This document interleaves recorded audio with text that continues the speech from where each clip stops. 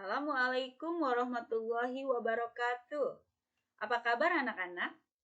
Alhamdulillah hari ini kita bertemu kembali di pelajaran PAI kelas 3 dengan materi akhlak terpuji tolong menolong. Mari kita sama-sama simak penjelasannya.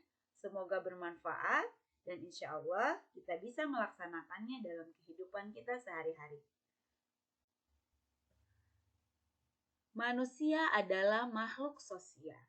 Artinya, manusia membutuhkan bantuan orang lain untuk memenuhi kebutuhannya.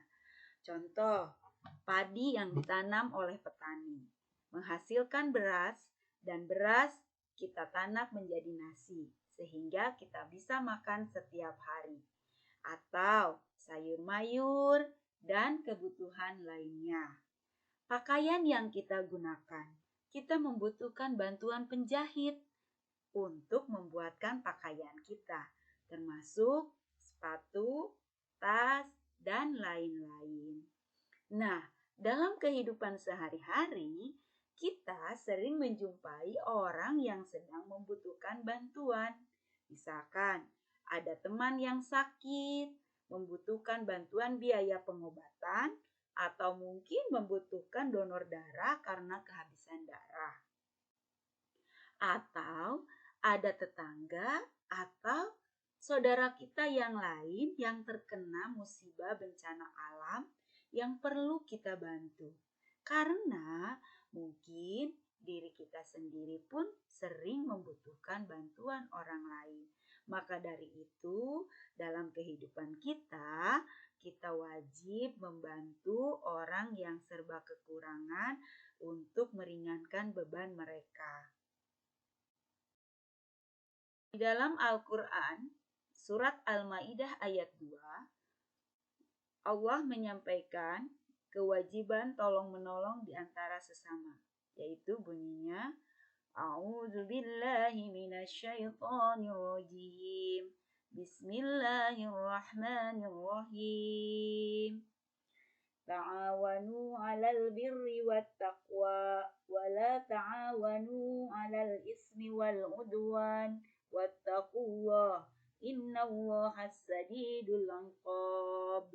Artinya, dan tolong menolonglah kamu dalam mengerjakan kebajikan dan takwa, dan jangan tolong menolong dalam berbuat dosa dan permusuhan, dan bertakwalah kepada Allah, sesungguhnya Allah amat besar siksanya. Dalam bahasa Arab, tolong menolong disebut ta'awun. Islam mengajarkan kepada manusia untuk senantiasa tolong menolong dalam kebaikan seperti yang tadi sudah dicontohkan. Menolong orang yang terkena musibah, membantu tetangga, bergotong royong di lingkungan masyarakat, atau menolong orang yang membutuhkan bantuan, kekurangan makanan, bantuan ketika mendapatkan sakit, dan lain-lain. Nah, Islam sebaliknya melarang untuk tolong-menolong dalam berbuat kejahatan dan dosa.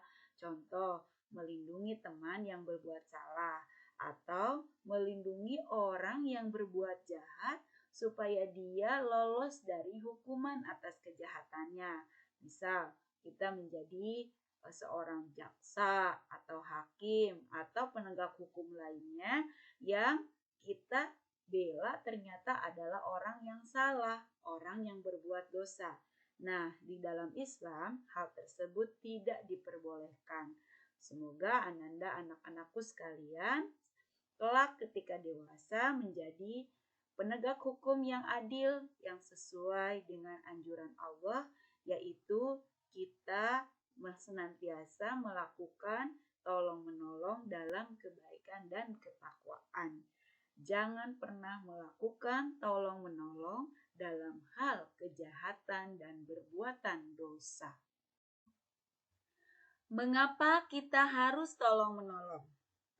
Ada banyak manfaat atau hikmah yang bisa kita dapatkan, yaitu di antaranya adalah dapat meringankan beban orang lain, mendapatkan pahala kebaikan dari Allah Subhanahu wa Ta'ala, menjadi manusia yang takwa, menambah keimanan kepada Allah Subhanahu wa Ta'ala, di akhirat kelak akan mendapatkan surga, didoakan oleh para malaikat, disayang oleh sesama, hidup rukun dan damai dengan tetangga, dan dicintai oleh Allah. Syaratnya, kita menolong orang lain tentu saja harus dengan hati yang ikhlas karena Allah Subhanahu wa Ta'ala. Jangan karena ingin dipuji atau ingin dihormati. Semua perbuatan insya Allah akan ada balasannya dari Allah Subhanahu wa Ta'ala. Demikian yang bisa disampaikan. Semoga bermanfaat dan kita bisa mengamalkan dalam kehidupan kita sehari-hari. Assalamualaikum warahmatullahi wabarakatuh.